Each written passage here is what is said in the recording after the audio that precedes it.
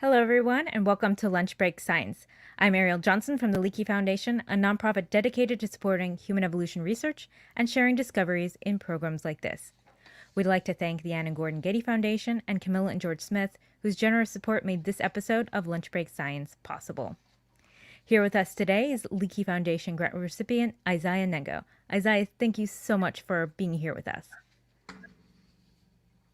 Ariel, thank you so much for having me.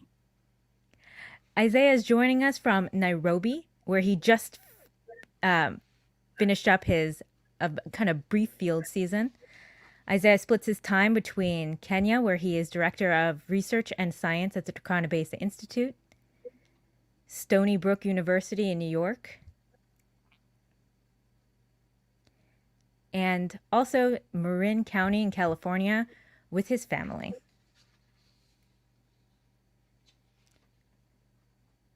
We'll be hearing an update from the field in Napadet and also hearing about the Turkana Miocene Project, a major multidisciplinary endeavor looking at how plate tectonics and climate shaped the evolution of Miocene mammals. Before we get started, though, for those of you joining us on YouTube, Facebook, Twitter, and Leakey Foundation Live, be sure to put questions in the comments for Isaiah at any time during the episode, and he will be answering your questions live at the end. So the earlier you get those questions in, the more likely Isaiah will be able to answer them. I am incredibly excited to have Isaiah on today because back in September of 2014, we received a very exciting email from him about a new fossil discovery. I was particularly excited about this because I had just started working at the Leakey Foundation, and this was the first major discovery that had been made since I started working there. So when I opened the email, this is what I saw. It's just such a beautiful, beautiful fossil. At the moment I saw it, I just became determined that I was going to arrange the first public lecture on this fossil. Fast forward to 2017, the paper's published. We feature Isaiah and the fossil, which was nicknamed Alessi, on our Origin Stories podcast, and then I did get that lecture, that first lecture. We featured a lecture on Isaiah, or a lecture on Alessi with Isaiah in Chicago. It was a absolutely wonderful lecture, and that day had to be one of my favorites since I started working at the foundation. Earlier that day, he visited Walter Payton High School in Chicago and shared his research with high school students there.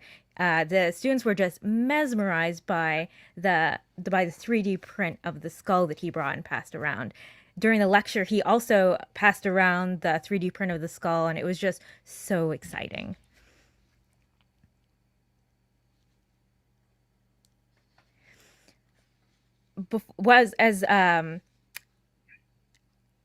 So with Alessi, when we're studying the fossil record, why is it that we're interested in the importance of our ape relatives and their fossils, and where does Alessi fit in the picture of human evolution?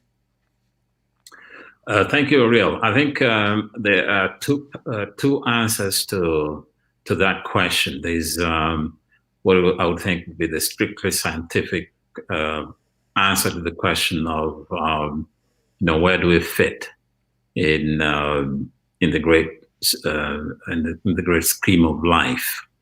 One of the core questions that humans have always wondered about is what is our place in nature. And in order to be able to answer that question, we need to know who our closest relatives are. And we need to know how, the pathways that we took from the ancestors we share with those closest relatives up to the point where we are today.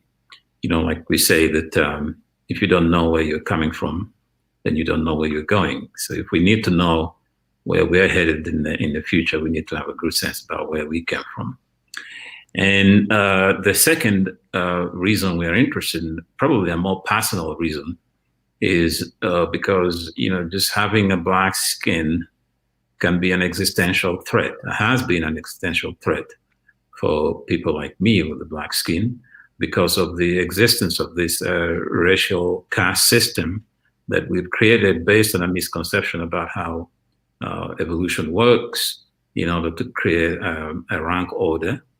And so by properly understanding how evolution really works and how things are really related, I think we are then on our way to deconstructing this racial caste system. So I do have, as a Black person, I do have a much more immediate reason why I'm interested in the study of the evolution of humans and apes.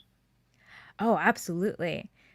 You know, Alessi is such an amazing fossil itself. What was it like finding Alessi? What did, it's just, I know we talk about it a little bit in Origin Story, so definitely check out our podcast on it. But yeah. It's just amazing. It's that's the word that captures that moment, because as a paleontologist, you're always dreaming. You read about the great things that people find, and you're always dreaming that someday you might be able to find something. I remember sitting at my house out in Marine, and I had a cast of Alessi out on the bookshelf, and I was like, "Damn, we found that!" And I mean, I have something to do with finding that. It just gives me goosebumps. It is an incredible feeling. Oh, I can't imagine. So you work at a very interesting field site. What is it like to work out in the field in Napoday? Right. It's difficult. It is a difficult place to work in, and by one measure, the Turkana region where Napodet is the hottest place on the planet. The average daily temperature from day to day, there's little seasonal variation. This is a really tough place to work at. But at the same time, the Turkana people are great to work with, and we also have been able to put together a team that is just a pleasure to be out there with. And when you get out there and you're looking for fossils, the rest of the world recedes, and after a while, it's just you and the elements and what you might be able to find. So I think there's a certain release and relaxation that comes out of doing field work, and the constant anticipation that you might just find the next greatest things, even though 99% of the time you don't. I mean, you find a lot of little things that are very, very important, but what drives us is always that you're going to find this next greatest thing. Yeah, you shared some really great videos and photos of your camp. I love this, the hydroponics. It's just such a great. It's so great that you have that as a resource, and that's at the Turkana Basin Institute, right? Right. So, I mean, up until the Turkana Basin Institute was founded by Richard Leakey in 2007, we had to track all our supplies from Nairobi. I mean, all those years, the Leakeys did work out there. They had to load up this big Mercedes lorry and track everything for 4 days, 5 days. And then when it ran out, then you were done. You had to go back. That was it. But now with this field research station, right? It's like the Arctic Field Research Station of paleontology out there. So everything you need is all the logistic support you get for everything you need just makes life looking for fossils a lot easier. You can concentrate on actually getting the research done and not worrying about whether you're going to run out of water or you're going to run out of sugar or whatnot. So having the Turkana Basin Institute is great. So that's our starting point. We gather our staff, and then we have about 2-3 weeks worth of supply, and then we are off into the bush. Yeah, and you have a picture of your tent out in the field. Yeah, it's really Spartan. It's it's a one-person tent. February is the worst time to work. I remember this one February we were out there, and the wind blows and you have this amazing dust storms, and in the next few minutes, your tent is filled with dust. You sweep it and you sweep it and you get back in there, and 10 minutes later, your tent is filled with dust. And I just remember this expression from somebody. I was looking to see if there was any way I could deal with this. And I was looking at this Burning Man ideas people give at Burning Man, how to cope with the dust and the heat out there. I remember one comment where somebody put out there, he said, embrace the dust. So when we are out there, you just embrace the dust. You just embrace it. You shared this great little video of your team. Right. So once we got the supplies lines going, it's amazing how quickly we can set up and make it as homey as we can. We have these long tables, and we have some incredible camp cooks. We have a particular spot that has now been our home for the last 6 years. And every year we go out camp in the same place. So you go out, you set yourself up. These cooks can bake bread. And we wake up in the morning and we got fresh bread. So there's comfort here and there, right? And as you said, the conditions can be quite harsh. I know you have this truck that or I guess it's a Land Cruiser that got stuck in a dry riverbed here. Yeah, it can be pretty treacherous. We've been out there looking for fossils. It was lunchtime. We got back into the cruiser, and you have all these thoughts of having this great lunch. And the riverbed looks dry, but in spots, it still has water a few inches below the surface. And if you hit it, then the cruiser just settles in. And it took us 3 hours to dig this thing out. By the time we got there for get lunch, it was time to go back and for the afternoon shift of looking for fossils. So there are lots of tiny little adventures like that. You run into snakes.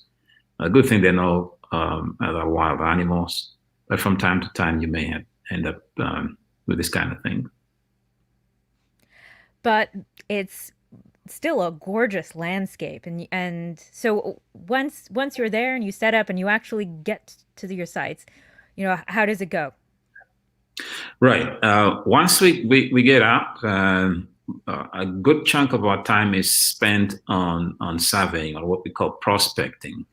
And it's just mapping out an area, systematically mapping out an area and say that today we're going to cover this area.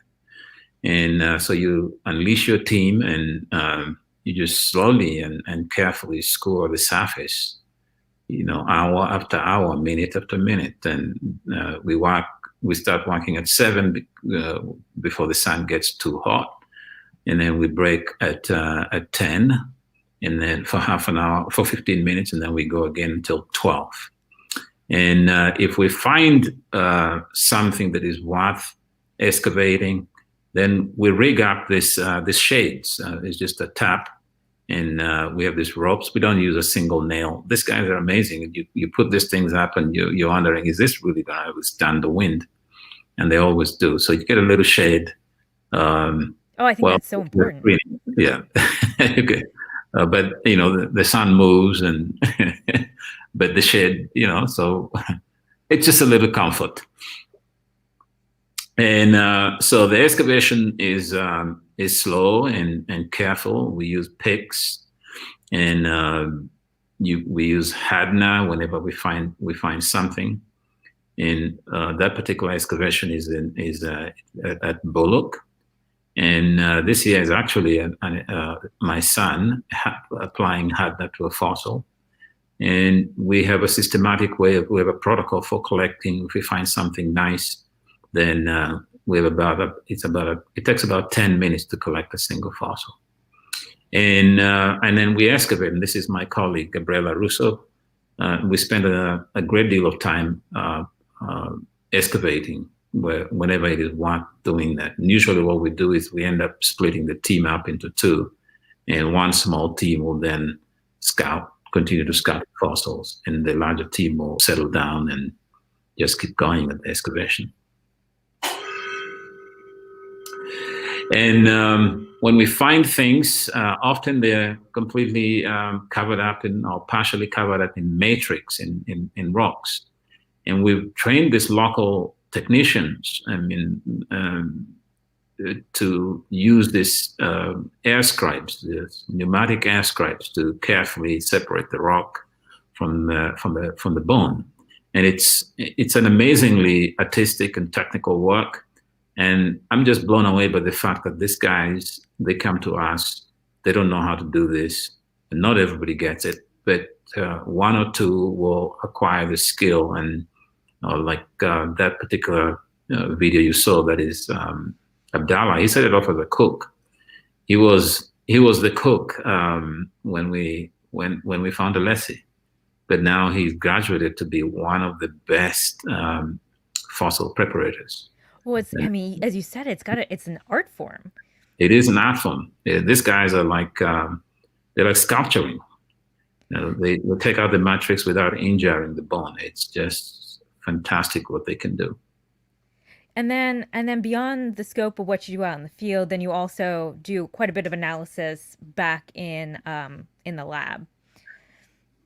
Yeah, and I think when people think about paleontology, they think of us as stamp collectors, and then we look at things and we make up stuff. But the types of analysis that we're now able to do, the kinds of probes that we're now able to apply in order to be able to discern what's inside of the fossils, it's just it blows your mind. And we can do CT scanning. And of course, Alessi is the best example. Took Alessi out to the synchrotron in Grenoble, where you have this incredibly powerful bright lights, and you can then just see everything that is inside. If the fossil is as good as Alessi and the contrast is good, sometimes it's just a solid. So we spent 10 days in Grenoble. We have 2.5 terabytes worth of data. Working with Paul Tafaro, who's the inventor of, literally is the inventor of this technique for looking at fossils. And it's, 10 years ago, or 15 years ago, you wouldn't imagine you could see these things. You wouldn't imagine that you'll see the bony labyrinth. You wouldn't imagine that you could see the unerupted teeth. You would not imagine that you could slice through the unerupted teeth and look at the details of the enamel growth rings and be able to estimate age of death if you're dealing with an individual as young as Alessi was. And then we have all this geometric morphometrics analysis where we compare shapes using mathematical models that 20 years ago were unimaginable. So I think, and then we have techniques to reconstruct diet and we can even reconstruct climate from looking at the structure of the teeth. We can reconstruct temperature and humidity. Paleontology has come a great long way in the type of analysis that we can use to glean every piece of information. There's something that we're going to be doing with Alessi. There's something that we can get out of Alessi, the hearing capacity that I'm going to keep that secret until we release it. But just some amazing. Secret, but you have to share it with us when you publish. Yes. You'll have to come back. Let us know. Yeah, there's some fantastic stuff we're able to do, and just stay tuned. Okay, yeah. We definitely will. So we've heard about Alessi, we've heard about your field site. Now I'd really like to hear about your origins. You have a very unusual path to where you are now. Where did it all begin? Right. So I was born in Nairobi. My parents belonged to an ethnic group called the Luos, and they happened to come from the same village, the very same village as Barack Obama's family. And they came to the city. I was born in the city. We grew up in the tough parts, top side of Nairobi, and in a 10 by 10 foot room, no water, running water, no electricity. And the one good thing about Nairobi and Kenya back then is that they had some good schools. They had some great public schools, and they were really, considering how things are right now, they were really pretty well funded. And they used to send us on field trips. And in high school, we visited Ologosele to see the stone tools. And one visit, we went to the museum in Nairobi. And after the visit, we were marched into this auditorium to get a lecture. And in walked in a tall white gentleman. He was the first white guy I'd ever seen. He introduced himself as, or seen up close, introduced himself as Richard Leakey. He proceeded to give us a talk on plate tectonics and human evolution. And I already began to have doubts about the creation story being told about where humans come from. But Richard's talk just sparked this curiosity. And later on in college, he came and gave another talk in my class. And after that, I just wrote Richard and me a letter after I graduated from the University of Nairobi. And I said, look, I want to be a paleontologist. And they invited me for an interview. And after the interview, Richard told me, no, we don't have a job right now, but if something shows up, we'll call you. I think something will show up. So I went away. I came back a week later, and I ran into Meave. She was just, coming into the building, and I told her, look, I want to volunteer. She took a look at me, and she was like, okay, this kid might be serious. And she said, follow me. And she grabbed a key. The keys for the offices used to be kept in this guard room at the entrance. And she grabbed the key and she marched me upstairs to the paleontology division. She went to our office and she pulled out the evolution of African mammals by Magley and Cook, which is, for the long time, was the mammal paleontology Bible for Africa. And so she said, look, we're going to have you look at the specimens in these collections. You're going to go through them one by one, and you'll learn what they are, and you'll help us to make sure that everything is correctly labeled and everything is in the right place. In the process, you get to know what these creatures are. And so she introduced me into this section that I came to know was the Miocene.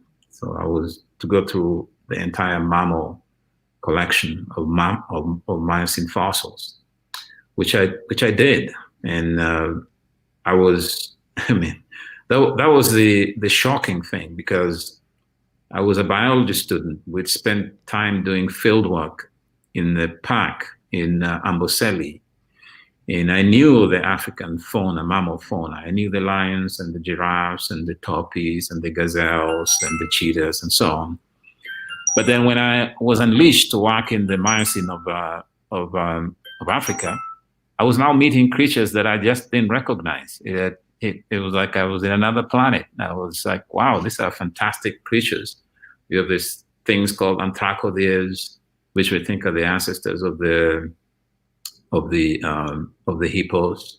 And you have some weird carnivores called the bear dogs, the amphicyonids. And then you had lots of apes as well. There are no giraffes. There was a few rhinos.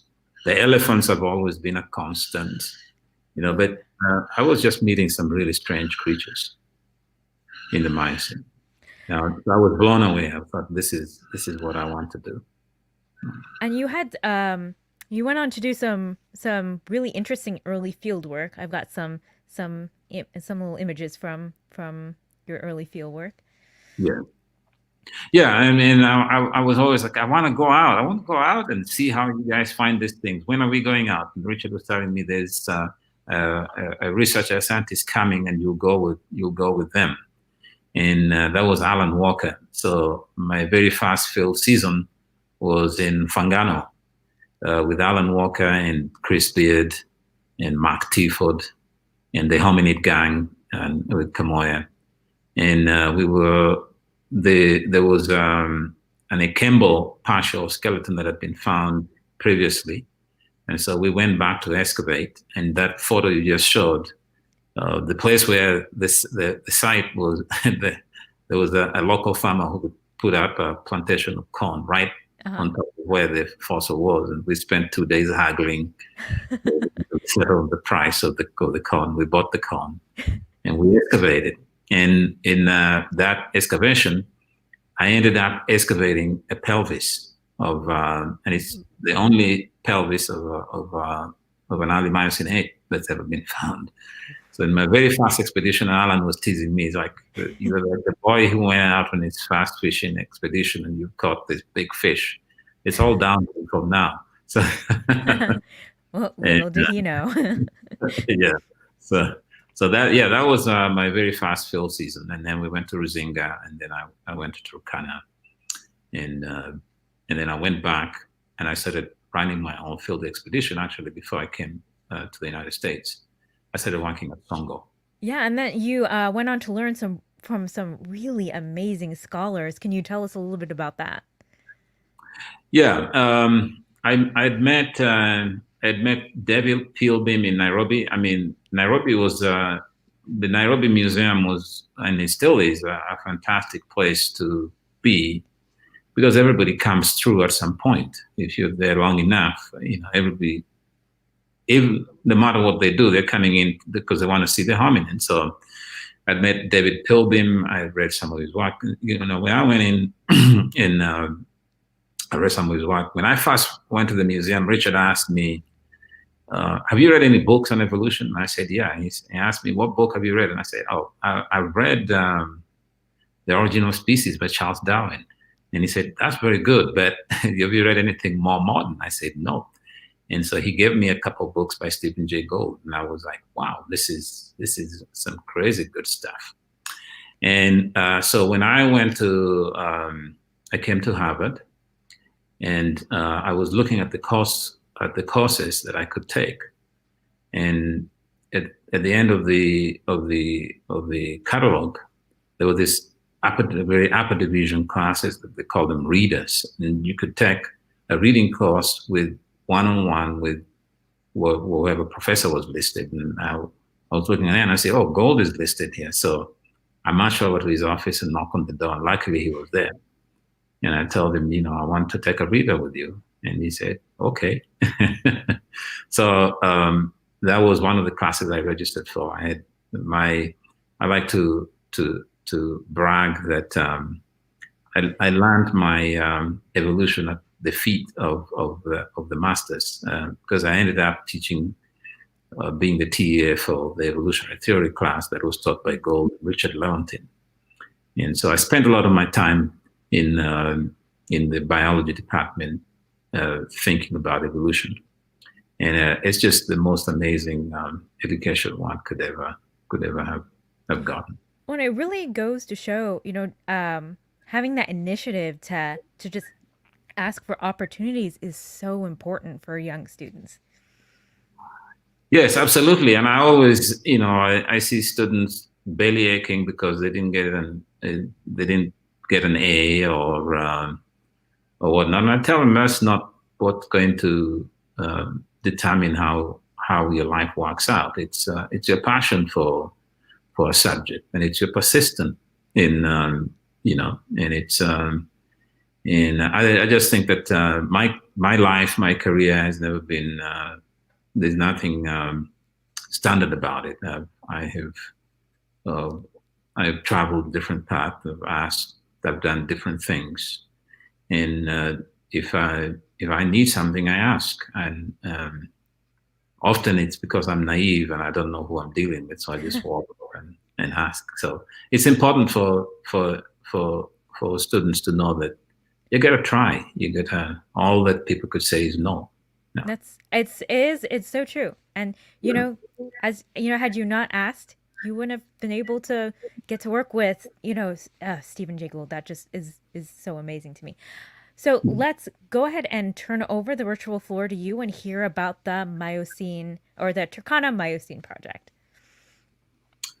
Right. So I want to. So is this where I give my? Yes, Yeah. Okay. absolutely. So what I'll do is I want to do two things. I want to. There are two projects. There's the Napudet Research Project, which is the project that gave us a LESI. So a quick update on the Napudet Research Project, and then this exciting new project that we're just about to launch. Actually, we've launched it. We're just getting ready to go to the field. If you want for COVID, then Yeah. we would have been. So can you see my screen? Not yet. Not yet. Okay, so I think I need to do the sharing first, otherwise you can't see it. So share, and then I go like that, and now you can see it, right? Not yet. Let's You may see. need to. Oh, there you go. And then just yeah, perfect. Okay, now you can see it. Yes. All right. So Napudet is smack in the middle of the Miocene. The Miocene is this period in Africa where there were this forest that blanketed almost the entire East African region. And so at Napudet, we're beginning to get to the tail end of those forests, but we haven't completely gotten to the tail end of those forests. And here's my the co-director of the Napudet Research Project, Gabriela Russo, and here's this is last summer before COVID struck. And the site was formed when a huge volcanic eruption just blanketed the entire landscape with volcanic ash, with layers and layers of volcanic ash. So on the left side, you see, and occasionally it will throw out not only ash, but also boulders, and they would come raining down and smacking on the ash layers that had already been laid and leaving a dent. So here you can see this boulder that's still sitting the way it landed 13 million years ago. And we call them the impact tuffs. So this thing just blanketed the landscape and it buried the forest. And it takes a great deal of energy to reconstruct what paleo environments. But in Napudet, you actually have a petrified forest. When people talk about petrified forest, they're talking about, trunks lying about on the ground. But at Napudet, what is unique is that many of the trees, or what's left of many of those trees, we've now counted about 150. The paleobotanist Rahab Kinyanjui has now mapped about 150 trees still standing the way they were buried. And this here is an example of one of those trees. And you can even tell in some places, you can tell the distance, you can measure the gap. So you get a very good sense that this was a thick forest. This was a close canopy forest. And so I just want to give a quick update that in 2015, the year after we found Alessi, on the very last day, just before we gave up, and fossils are very, very hard to find in Napudet, we came upon, first of all, it was a finger bone, and then we started finding some more and some more. And we ended up collecting various pieces of what we now believe are part of the same skeleton. And it's an ape. And here, for example, I'm just going to show you a couple of pieces. This is the distal radius, which is rather the proximal radius, which articulates to the humerus, to the elbow. And on the left-hand side, you see, looking from the top, you can see what a monkey or a baboon looks like. And then on the right-hand side, you can see what a chimpanzee or an ape looks like. And you can see that apes are just a lot more rounded, and the head is deeper. There's a lot more beveling. It's just so much flatter in the monkeys. And so this thing that we found looks eerily like an ape. And it's so different from other things that have been found in Africa up until now. So this here is Nachola pithecus from Nachola. And this here is from Kasanga, from Ruzinga, and this is something from Songo. So this is proconsul, probably. And this here is Ekembo.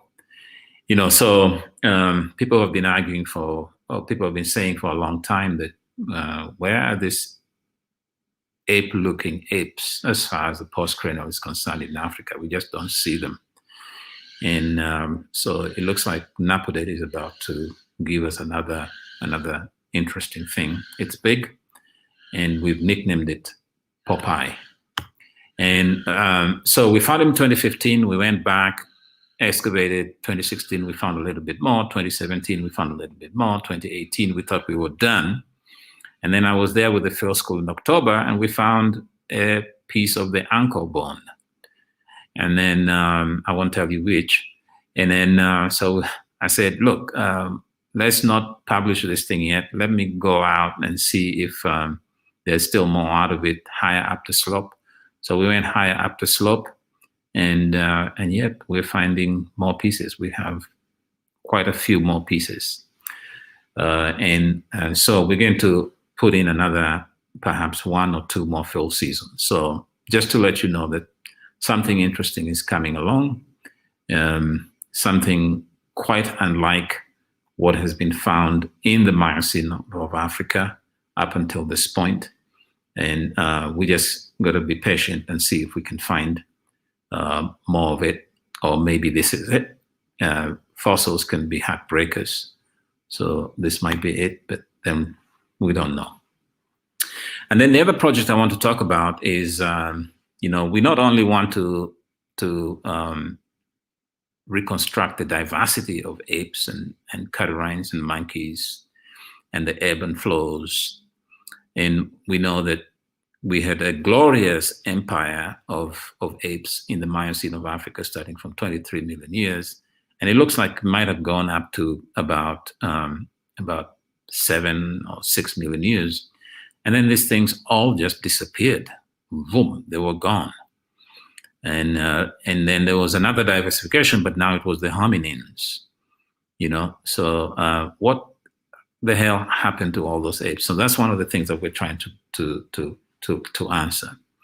And for that, we have to reconstruct the climate and a lot of other things. And this project was inspired by a whale fossil that found its way into Turkana. The fossil was found in the 1950s by Mead, ended up in the United States.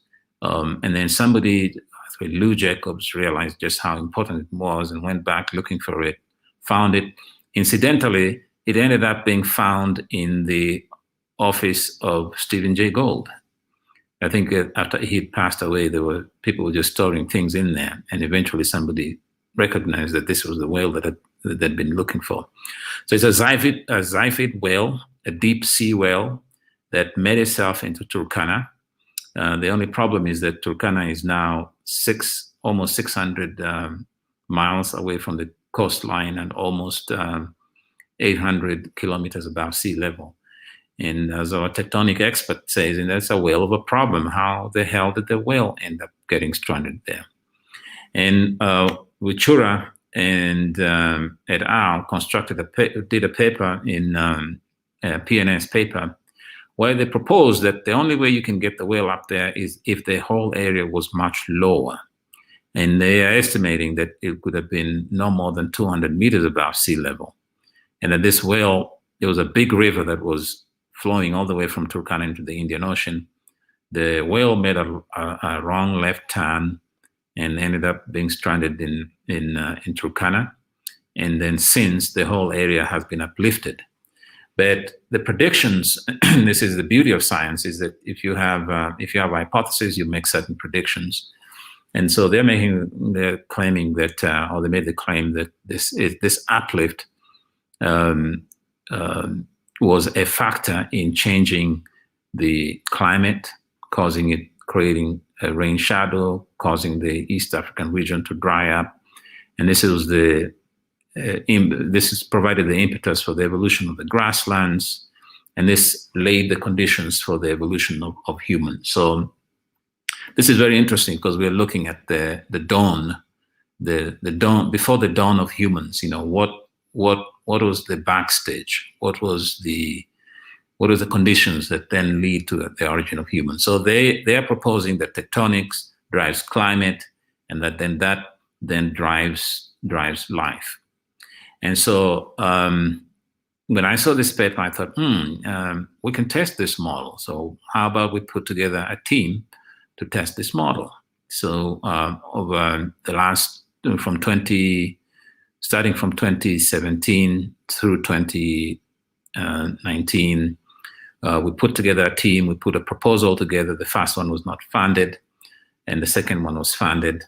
And so what we have is a very large team of scientists with NSF funding to the tune of $2.7 million. We're actually going to test this model. And what we'll do is, so we have technophysicists, we have geochemists, people who have, we're taking all the cutting edge techniques that have been developed in the last 20 years for reconstructing climate, every single one of them. And we're bringing with a battery of techniques, and we're bringing them all to bear. So we're going to have somebody, Bill Holt is going to, and his graduate student are going to do a tectonic model that looks at a dynamic model that looks at how the landscape in East Africa has changed from the beginning, the end of the Oligocene to the end of the Miocene. And then we're going to superimpose a climate. So we have a climate modeler who's going to do that.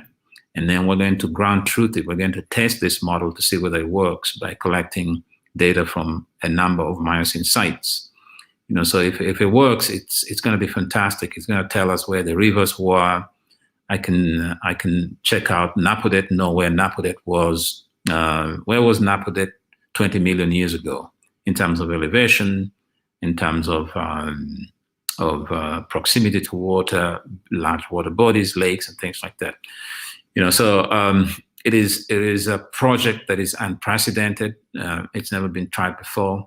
That we are incredibly excited. It's going to train at least 4 graduate students. There's going to be at least 5 postdocs. There's a whole number of undergraduate students, and we're also working with the Turkana University College, and they're going to be we're going to provide mentorship for the students who are doing the master's program that we've just created in the program. So this model is going to be useful for anyone and everyone who's interested in the evolution of climate and evolution of landscape and evolution of humans and evolution of mammals in the entire East African region.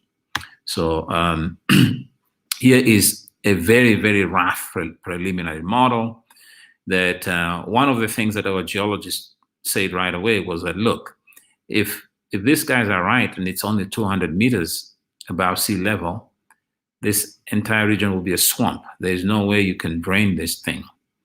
And so what the tectonic experts are saying instead is that there are 2 things that have been going on, and we're going to find out, is that you've not only had uplift, but you've had there's also stretching, so the mantle is heating up and pushing up the crust, so the East African plate is rising, bubbling up. But at the same time, you're also having a lot of new land being added. And I'm going to play this model, and you'll see, if you look at this blue, this is how far Turkana was. So the whale didn't have to swim very far. And you not only have, so the color scheme tells you what's going on as far as elevation is changing. But the other interesting aspect of this thing is that you're also having the addition of brand new land. So you're having millions of square miles of new land, and this is going to have a big effect somehow on the evolution of the mammals. So 2 exciting projects.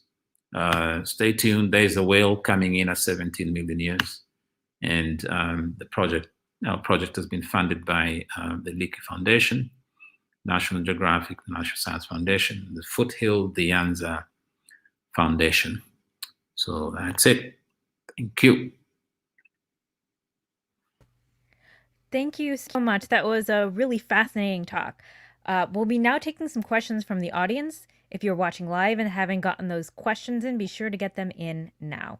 I have an initial question for you, one that we something we didn't get to a little bit earlier, but we saw one photo of your son working in the field with you, but I believe you mentioned both of your kids have been out to the field with you.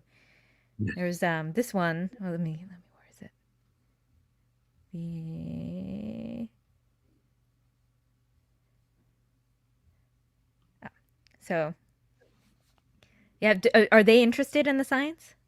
Yeah, so that's our oldest, Mikhail. Lucas, he's been out in the field. In fact, when we first went to look for the Napoli site, he was with me. He spent 10 days looking for the site. So he knows the site very well. Mickey spent almost 8 weeks, 2 months excavating at Bullock. Mickey has decided that he's not, he loves this, but that's not what he wants to do. He wants to be rich, and paleontologists are not rich.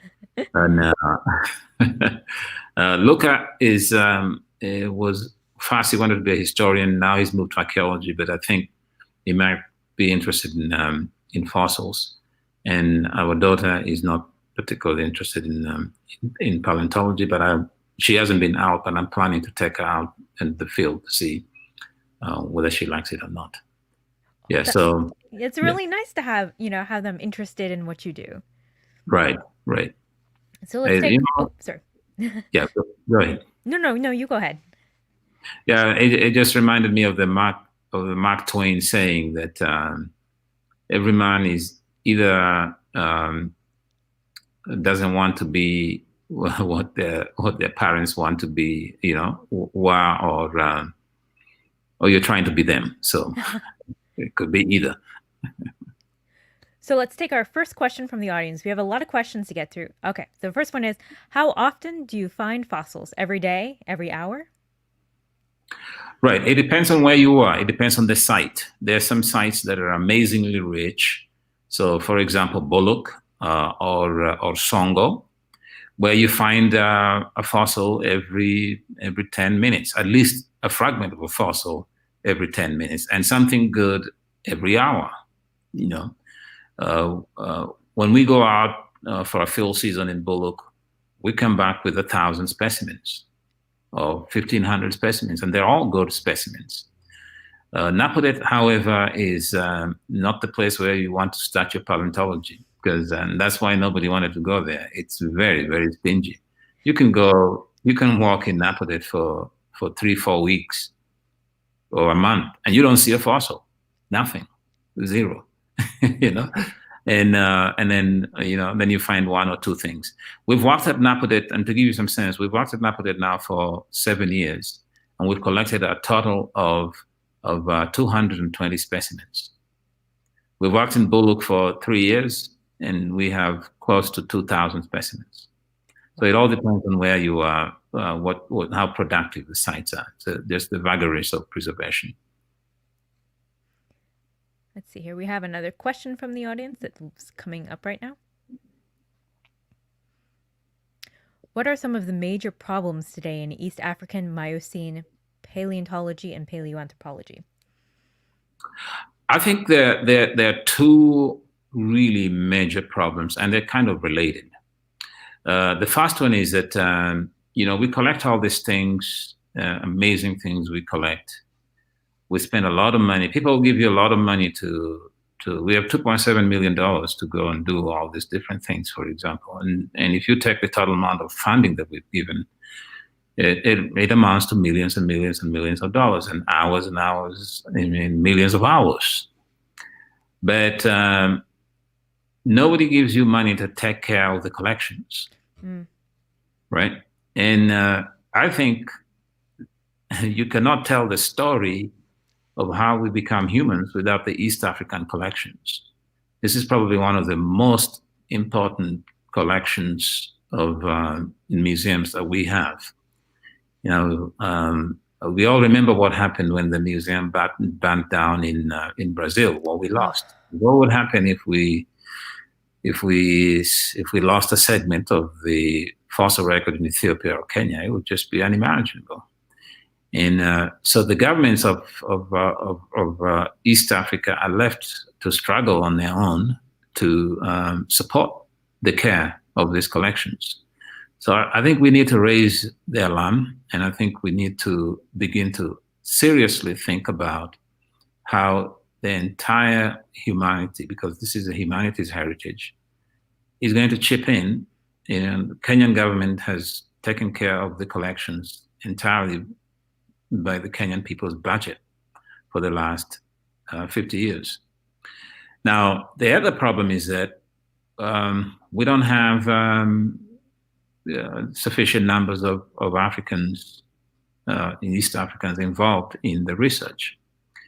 And I say that if you don't have people who know what the research really is and why this is important and why we need to know, who can talk to policymakers, then you can lose these collections by attrition or by damage. You can lose the sites, So I think it's very, very important that we jack up the training of Africans. I've been struggling now. We've through TBI, we've now created a master's program where we can actually give first-class instructions. We have TBI affiliates who are happy to provide their time to train African students to get masters properly, and but because we do it through the field school, it's a little bit more expensive than the average program, master's program at the University of Nairobi, but it's still way cheaper than what you would spend if you train somebody in the United States. So I was looking at Stony Brook. It would take us $40,000 or $44,000 a year to train somebody in the US, and it's $88,000. So we can do it for $25,000. So I've been fundraising. I've been running up and down. Even today, I was talking to the government of Kenya because, they're talking about funding some scholarships. So I think if we want to see these collections survive, and history will judge us very harshly if we don't, we really need to do something about the conservation of sites and the preservations of the existing collections in a very, very serious way. Oh, absolutely. Absolutely. We have another question from the audience. Hi, Isaiah. Great talk. This may sound like a dumb question, but I'm curious if there are some similarities between the influence of plate tectonics on the evolution of Miocene non-human primates versus Pleistocene hominins. I'm assuming the most differences in their adaptive strategies would be related to differences in their respective climates, environments, woodlands versus savanna, and brain capacities. Could you talk about this a little? Thanks. Right, and I think this is that's an incredibly good question. It's a spot-on question, because it's a question about how exactly does evolution work? I mean, what is it that brings about evolutionary change in ecological time and in paleontological time, in real time? What is it that is pushing these organisms to change? And obviously, we think climate. So we think temperature, humidity. If the vegetation is different, if you used to subsist on a diet of broadleaves and that's gone, and now you have to deal with grass, then you have to adapt yourself accordingly and whatnot. But what people are beginning to realize is that the thinking is that it's mostly climate, some aspect of climate, humidity or temperature, But if you come to think of it, it could also be landscape change, the landscape evolution. So the creation of new habitats, the heterogeneity, the creation of barriers. So tectonic itself could be a direct driver of evolution, or it could do it indirectly by, like in the Wichura paper, it is a driver, but through climate because it's driving climate. But like I was pointing out, that if you have all this new land evolving, that's going to mean something, you know. And but these things have never been tested before, because you've never had. There's not that. There are very few places where you have sequence of rocks that run through a long period of time where there's been change, and they're also well dated. And you have all these different techniques that we now have, you know. So 20 years ago, we couldn't imagine doing this. So that's one of the things we want to do. We want to see if we can tease out what, you know, at least as far as the East African region is concerned, what is it that was driving the change? Was it climate? And if it's climate, what is it about climate? Or was it tectonics? If it is tectonics, or is it both? You know, so those are questions that that is one of the key questions that, as far as how evolution works, that we're going to gain. And so this is important not only for the Miocene, but throughout the entire Pleistocene. And we just stop at Miocene because, for me, the Pleistocene is essentially modern. But then you know, so something happens in the Miocene where the shift takes place. You look, the Oligocene is very different. The early Miocene, the Oligocene is very different. So the middle to late Miocene, that's where the shift is. So we're focusing on the period where we think some of these big shifts occurred. So I think we have one last question. Hi, Isaiah. Could you comment on, could you pronounce Gracopithecus and its place in hominid evolution? Yeah, so you know, what is the first ape fossils were actually discovered in Europe and then Asia. So there are quite a few things, you know, Hispanopithecus, Gracopithecus, Oreopithecus, you know, all this, Dryopithecus. And Gracopithecus, I think, it's probably the oldest of these apes, if my memory serves me correctly, from Europe. And it's about 12 million years old or something like that. And so it is very, very, and what we know of it is that it is of its postcranial is that it's ape-like, or actually I don't think there are any postcranial. It's the dental traits that it is very great ape-like. So I think there are some people who think that it is something like that would be the group that would be the common ancestor of all the great apes, and that therefore the evolution of great apes would have been in Europe, followed by migrations into Africa. But you know, the whole idea about some combination of the apes having their roots in Eurasia and then coming back into Africa. So the roots of the two African great apes being in Eurasia and then coming back to Africa has been proposed at various times. So I didn't show it, but I think the issue is that when you look at the molecular time clock and you're thinking about the last common ancestor of the African great apes and the last common ancestor of the great apes, that those time periods are smack in the middle Miocene. And we know the middle Miocene of Africa is very, very poorly known. There are very few sites, and the few sites have not been worked intensely. Or so, for example, Napodet is an example. So Napodet is one of the few middle Miocene sites that is actually producing some interesting things. So I would say that the jury is still out until we have thoroughly investigated the middle Miocene part of Africa very, very well. We cannot say we know where the last common ancestor of the great apes or the African great apes, whether it was Eurasian or Africa. I put my money on Africa.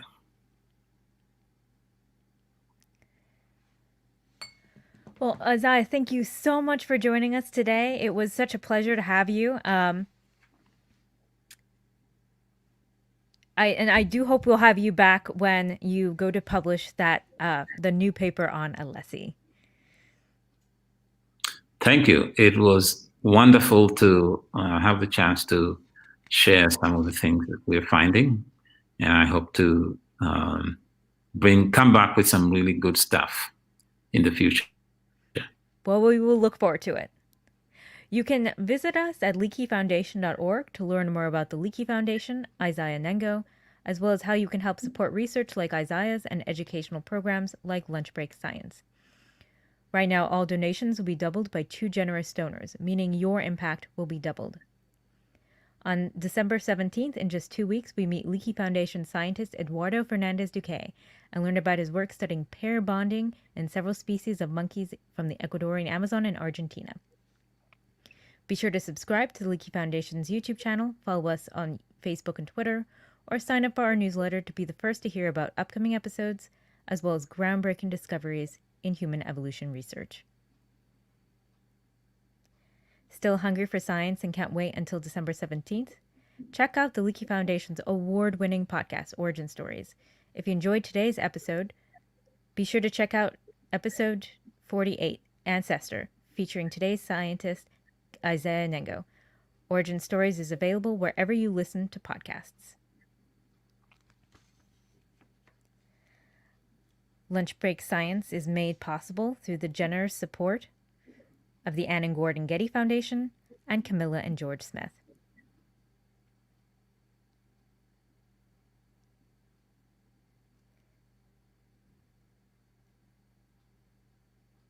Thank you all for taking a break from your day and feeding your brain with the Leakey Foundation.